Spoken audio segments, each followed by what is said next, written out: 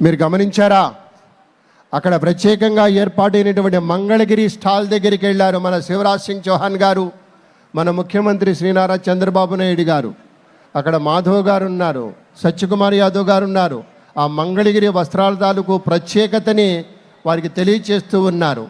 మంగళగిరి చేనేతలన్నా, మంగళగిరి పట్టు అన్నా, పట్టుకుంటే చాలు వదల బుద్ధిగా అనేటువంటి సుకుమారత్వం వాటిలో ఉంటుంది. అది చేనేతకారుల యొక్క సృష్టి. వాటిని ప్రత్యేకంగా అడిగి తెలుసుకుంటూ ఉన్నారు గౌరవనీయ శివరాజ్ సింగ్ చౌహాన్ గారు. వాటి యొక్క ప్రత్యేకతను కూడా చెప్పడం జరుగుతోంది.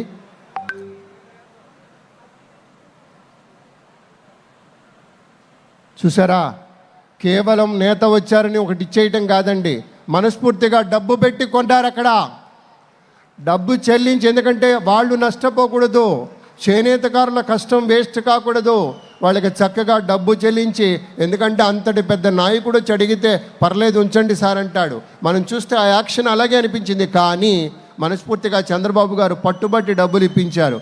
అది గొప్పతనం, అది విశేషం, అది మర్యాద, అది ఒక కళాకారుడి పట్ల, ఈ రాష్ట్ర పౌరుడి పట్ల, ఈ రాష్ట్ర చేనేత వస్త్రకారుడి పట్ల ఒక నేతకు ఉండేటువంటి నిబద్ధత అలా పుష్పటమైంది.